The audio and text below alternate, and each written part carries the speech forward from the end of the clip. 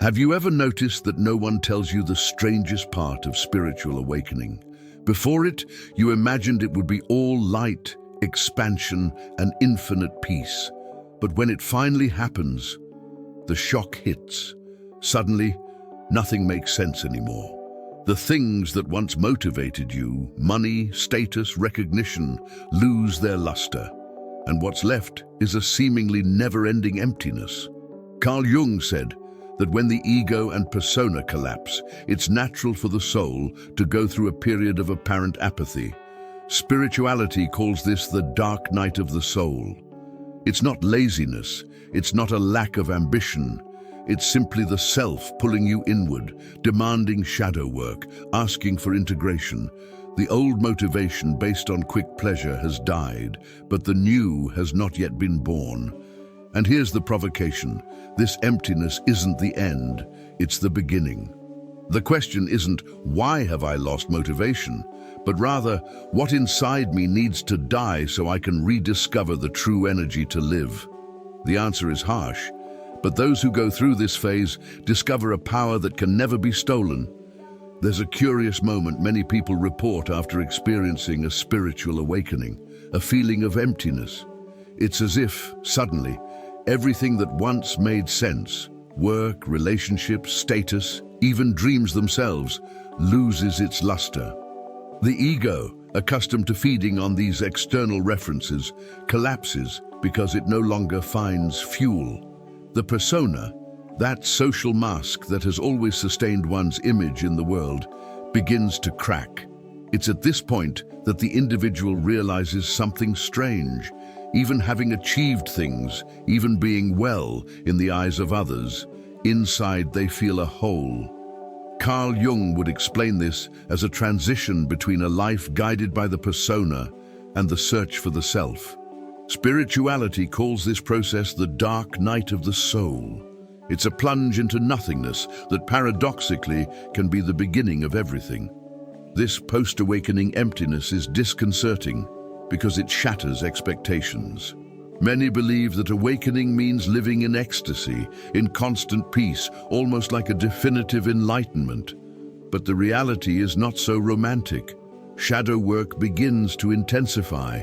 Old memories, repressed pain, and forgotten archetypes begin to emerge. The sensation is of walking in a strange land where nothing is familiar.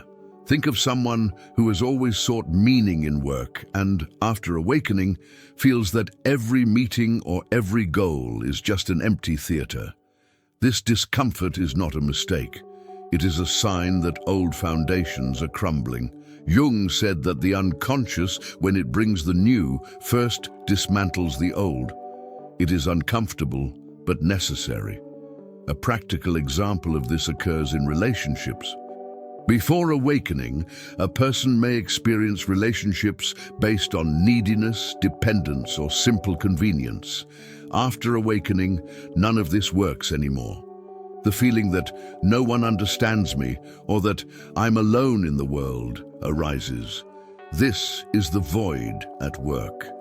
Spirituality suggests that this void is a sacred space. Without it, the new cannot be planted. Jungian psychology agrees. The ego needs to be challenged, the persona needs to fall, and the shadow needs to manifest so that the self can be born. This silent space where nothing satisfies is the fertile ground for transformation. But inevitably, this void leads to the symbolic death of who we were before.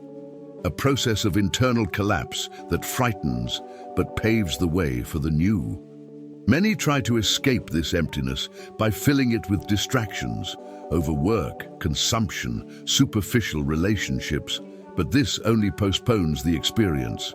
Awakening, once begun, cannot be undone. Carl Jung called this the point of no return of the individuation process. It's as if life were saying, there's no going back to sleep. Therefore, the feeling of emptiness should be seen not as a failure, but as a sign of progress. It's the soul clearing the residue of the past to make room for the real. And at this point, the individual needs courage to not lose themselves in fear, but to open themselves to the process. This moment requires patience and trust. Accepting emptiness as part of the path is different from resigning oneself to stagnation. It means allowing energy previously invested in masks to be redirected inward. Reading Jung, exploring meditation practices, or even writing about one's own feelings can help shape the chaos. Spirituality suggests that every void holds within it the promise of rebirth. And if emptiness is opening, the next step is inevitable. The symbolic death of the former self, the collapse of the internal map that sustained life until then. When spiritual awakening occurs, there is a death that is not physical, but psychological. The former self, constructed of habits, beliefs, masks, and certainties, begins to crumble. Carl Jung said that the unconscious, upon emerging, doesn't ask permission. It simply undoes what no longer serves. The ego, which until then reigned supreme, finds itself collapsing. The persona which sustained the image before the world loses strength, and the individual feels as if they have lost their footing. It's as if the entire internal map that guided life up until this point is torn apart before their eyes. Spirituality calls this symbolic death, or the end of the old self, and this process is inevitable for those who truly awaken. It's frightening, but it's also a rebirth in the making. This collapse manifests itself in very practical ways. Suddenly, the goals that once drove a person no longer have meaning. A professional who spent sleepless nights chasing promotions suddenly looks at everything and asks, "What's the point?" Relationships that once seemed secure begin to feel like prisons. The routine, once comfortable, begins to suffocate. This is the point at which many despair, believing they are losing their lives. But in Jung's view, it is a necessary process. The ego must die in certain parts so that the self can take center stage. This emptying of the internal map is a call to create new, more authentic and deeper paths. In practice, this can lead to severe existential crises. Some people report symptoms similar to depression, lack of energy, disinterest, and questioning everything. But there's a crucial difference. Upon awakening, the crisis isn't a dead end, it's a tunnel. Shadow work becomes essential because the shadow, everything that has been denied for years, begins to emerge. If the person previously hid their anger, it emerges. If they hid their sensitivity, it explodes. If they denied their intuition, it asserts itself. Spirituality sees this as purification, and analytical psychology as integration. Both perspectives point to the same path. One must die in order to be born again. A good exercise at this stage is to observe which areas of your life are naturally dying. Perhaps it's a job that no longer satisfies, a friendship that no longer resonates, or even a way of thinking that no longer holds up. Instead of resisting, you can take note of these signs and recognize that the collapse of your internal map is part of the process. Reading books like Carl Jung's The Little Red Book, or even spiritual accounts like Eckhart Tolle's The Power of Now, help make sense of the apparent chaos. The important thing is to understand this death is the necessary cleansing so that the new can flourish. And here a fundamental question arises. If the old self is dying and the internal map is collapsing, what comes next? This space between death and rebirth is a delicate phase, an existential limbo where one is no longer who one was, but also has not yet become who one should be. And it is precisely there that the transition phase begins, the territory between awakening and rediscovering oneself. The transition phase is perhaps the most disconcerting of the entire process. After the initial emptiness and the symbolic death of the former self, the person finds themselves in an in-between. They are no longer who they were, but they have not yet discovered who they are. Carl Jung described this stage as a deep dive into the unconscious, where the ego no longer rules, the persona no longer functions, and the shadow insists on appearing. Spirituality calls this a crossing, an existential limbo in which the soul bids farewell to the old, but has not yet donned the new. It's like crossing a bridge in the dark, knowing there's no turning back, but unable to clearly see the destination ahead. This period is marked by intense contradictions. There are days of euphoria, when the person feels more connected than ever, and days of apathy, when it seems pointless to get out of bed. The ego desperately tries to recreate old routines, but they no longer work. The persona insists on maintaining the image of everything is fine, but internally chaos screams. This is the moment when shadow work becomes urgent, because the shadow appears in dreams, in emotional outbursts, in fears that were previously hidden. Archetypes emerge as characters in this transition: the hero who must continue even without a map, the wanderer who trusts the path, the wise man who calls for silence. In practice, the transition can be profoundly lonely. Many report feeling like no one understands them, that friends seem distant, and that family no longer recognizes the person they are becoming. This happens because, in fact, there is a breaking of patterns.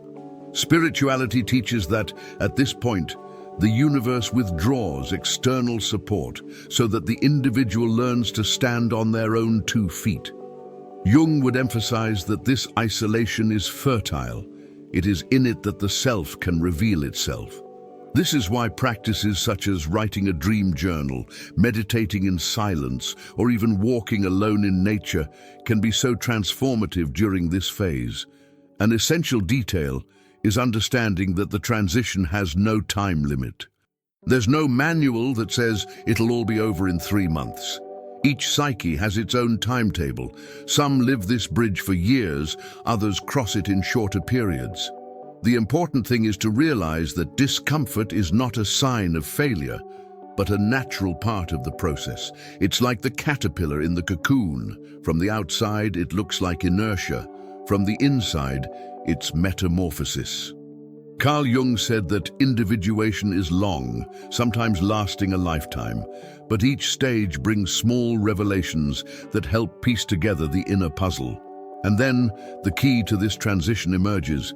It's not just waiting for something new to happen, but gradually integrating everything that's emerging. This phase sets the stage for the next step: the importance of integration and internal reconnection, without which there's no way to consolidate the reunion with one's true self. After crossing the void and enduring the transition, the crucial point arrives: integration. Carl Jung always insisted that awakening without integration is merely fragmentation. The wounded ego cannot be discarded. The persona, even as a mask, is still necessary to deal with the world. The shadow, once a foe, must be recognized as a legitimate part of who we are. Spirituality teaches something similar. It is not enough to ascend in consciousness. It is also necessary to descend and ground. It is in this balance that true inner reconnection is born. Without it, one becomes lost in spiritual reveries or endless existential crises. Integration begins in small steps, acknowledging repressed emotions without judging them, accepting that the ego has practical functions such as organizing and protecting, observing how the persona acts without fully identifying with it. This is the heart of shadow work, embracing the rejected parts and realizing that they also carry strength. A practical example: someone who has always denied their anger begins to realize that when they acknowledge this feeling, they can transform the energy into courage to set boundaries. Or someone who hid their sensitivity discovers that it is a gift, not a weakness. Integration is this process of picking up the pieces instead of continuing to fight them. Reconnecting with oneself also requires consistent practices. Reading or a spiritual retreat isn't enough. It's daily life that proves the solidity of integration, creating a habit of self-observation, recording dreams. Jung considered dreams the language of the unconscious. Meditating, walking in silence, or even seeking analytical therapy are concrete ways to sustain this reconnection. Spirituality suggests rituals such as lighting a candle or writing intentions. Jungian psychology proposes symbolism such as working with mandalas or analyzing archetypal images. Both paths point to the same thing, making visible what was previously unconscious. This internal reconnection completely changes the way a person relates to life. Previously, they sought answers outside themselves, in their partner, at work, in society. Now they learn to turn inward. The self becomes a compass, and the ego, instead of dominating, becomes a servant of this deeper truth. This is why integration is not optional. It is the only way to stabilize awakening. Without it, the soul remains in conflict. With it, a sense of alignment emerges, as if each part of the psyche finds its place. And of course, it's not enough to simply integrate. We need to translate this new awareness into action. Spirituality without practice becomes an escape, and psychology without application becomes theory. The next step is to understand the consequences of this process and discover practical guidelines for living life with greater balance, depth, and clarity. When integration begins to occur, the consequences become visible, both within and without. Carl Jung said that what is not made conscious appears in our lives as destiny. Therefore, as a person brings the unconscious to light, their external life changes. Toxic relationships no longer make sense. Work environments disconnected from the soul become unbearable, and old patterns of repetition begin to dissolve. Spirituality confirms this point by stating that the vibration changes and the universe responds. In practice, the individual who previously lived in constant emptiness begins to experience a new clarity. The ego no longer commands, the persona no longer enslaves, and the shadow ceases to be a silent enemy and becomes an ally of transformation. These changes, however, do not mean an absence of challenges. Awakening does not create a life without problems, but rather one where problems are faced differently. Before, people reacted automatically, fighting, running away, numbing themselves. Now, they learn to respond with presence. A practical example. Instead of exploding in an argument, they can perceive that the conflict is activating an archetype of rejection or abandonment within themselves. This awareness gives freedom. Another example, instead of feeling inferior in front of someone successful, they recognize that they are projecting their own unrealized potential. This interpretation is what spirituality would call freeing oneself from illusion, and what Jung would call expanding consciousness. To sustain this new life, some practical guidelines are essential. First, keep a journal, not only of external events, but also of dreams, emotions, and recurring symbols. This creates a dialogue with the unconscious. Second, set aside moments of true silence, without cell phones, without distractions, simply to observe the mind and body. Third, seek out readings that nourish both the spirit and the psyche, such as Memories, Dreams and Reflections by Carl Jung, or The Dark Night of the Soul by St. John of the Cross, for those who enjoy deeper spiritual references. Fourth, actively practice shadow work, writing about parts of yourself that bother you and seeking to understand what they want to teach you. Another practical guideline is to learn to cultivate small presences in everyday life. Spirituality teaches that you don't need to travel to the Himalayas to be connected. You just need to learn to be fully present in what you do.